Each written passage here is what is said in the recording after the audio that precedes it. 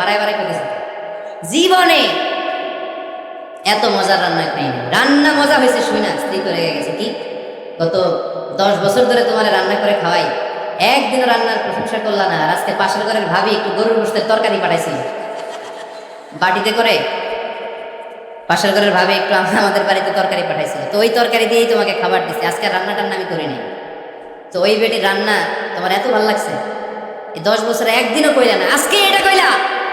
খাও খাও, তোমার মজার খাও, আর রান্ধব না। তো প্রশংসা করলে বুঝে শুনে করবেন, একটু এনশিওর হবেন যে রান্নাটা করছিল কে।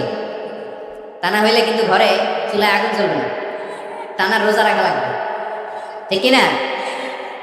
তো 4 নম্বর গেলে এপ্রিসিয়েশন, একটু এপ্রিসিয়েশন দিবেন। আল্লাহর হাবিব সব সময় স্ত্রীদের প্রশংসা করতেন। সেই বুখারীর বর্ণনা, আল্লাহর হাবিব বলেন, ইন্না ফাদলা আয়েশা আলান নিসা কাফাদলি সারিদ আলা সাইরিত তাআম। আরব ভূখণ্ডের মধ্যে সব খাবারের উপরে সারিদ খাবার যেমনি সেরা, দুনিয়ার সব নারীদের মধ্যে আমার আয়েশা তেমনি সেরা। সারিদ একটা খাবার আছে। আমি যখন মিশরে পড়তাম আল আজহার ইউনিভার্সিটিতে, আমাদের ইউনিভার্সিটিতে সরকারের পক্ষ থেকে সরকারিভাবে খাবার দেয়া হয়। আমাদের খাবারের খরচ বহন করতেন ওমানের সুলতান কাবুস। এই গত 3-4 দিন আগে ইন্তেকাল করেছেন। নাম শুনছেন আপনারা? প্রায় 40 বছরেরও বেশি মনে হয়, 45 বছর বা 50 বছরের লম্বা সময় উনি ওমানের প্রেসিডেন্ট ছিলেন। উনি আমাদের খাবারের খরচটা বহন করতেন।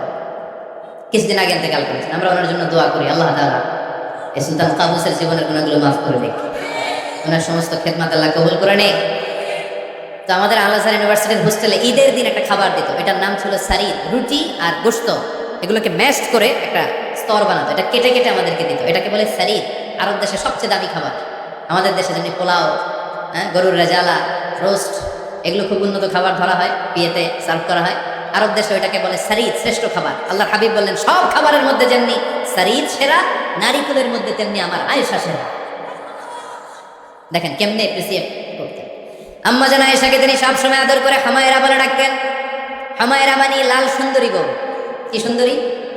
আম্মা জান আয়েশা রেগে গেলে গাল দুটো আনার ফলের মতো লাল হয়ে যায়, এজন্য ডাকতেন, ও আমার লাল সুন্দরী গো। সুবহানাল্লাহ কইতে পারলেন না? আবার আম্মা জান খাদিজাতুল কুবরা তাহেরা রাদিয়াল্লাহু তাআলা আনহার ব্যাপারে বলতেন, ইন্নী ক্বাদ রুজিকতু হুব্বাহা। সহিহ মুসলিমের বর্ণনায় তিনি বলতেন, খাদিজার ভালোবাসা আল্লাহ তাআলা আমার হৃদয়ে রিজিক হিসেবে দিয়েছে। আওয়াজ করে পড়েন আল্লাহু আকবার। তো এই জন্য এপ্রিসিয়েট করবেন। 5 নাম্বার হচ্ছে আপনার ভালোবাসা স্ত্রীকে প্রকাশ করুন।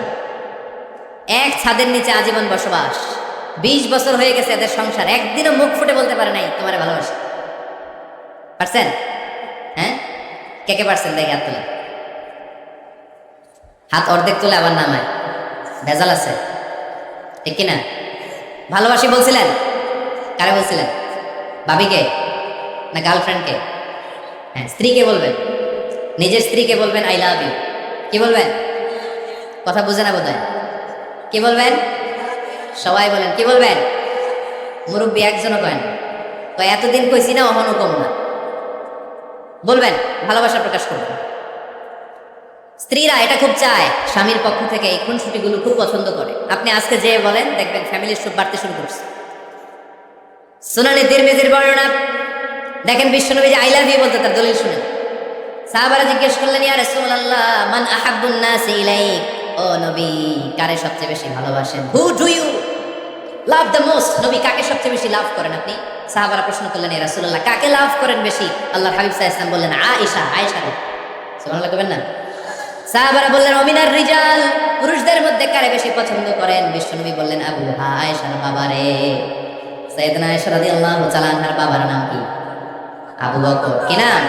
আবু বকর। আল্লাহ হাবিব সাল্লাল্লাহু আলাইহি ওয়াসাল্লাম বললেন, সবচেয়ে বেশি লাভ করি আয়েশাকে। সাহাবারা বললেন, অমিনার রিজাল, পুরুষদের মধ্যে কারে বেশি লাভ করেন? আল্লাহর হাবিব সাল্লাল্লাহু আলাইহি ওয়াসাল্লাম বললেন, আয়েশার বাবারে। সুবহানাল্লাহ বলেন। আম্মা জান আয়েশাকে বিশ্বনবী এত ভালোবাসতেন, আম্মা জান আয়েশা পেয়ালার যেখানে ঠোঁট লাগিয়ে দুধ পান করতেন, বিশ্বনবী পেয়ালার ওই জায়গাটা খুঁজে খুঁজে ওই জায়গায় ঠোঁট লাগিয়ে দুধ পান করতেন। আম্মা জান আয়েশা রাদিয়াল্লাহু তাআলা না গোশত খেয়ে হাড্ডি চষে হাড্ডিটা রেখে দিলে বিশ্বনবী আম্মা জান আয়েশার চষা হাড্ডিটা মুখে নিয়ে আবার চষতে শুরু করে দিতেন। পড়েন সুবহানাল্লাহ। দুইজন একসাথে এক বালতি থেকে পানি নিয়ে গোসল করতেন। পড়েন আল্লাহু আকবার। তাহলে এভাবে ভালোবাসা প্রকাশ করতে পারবেন তো? 6 নাম্বার স্বামীর দায়িত্ব হচ্ছে গৃহস্থালী ছোটখাটো যে কাজ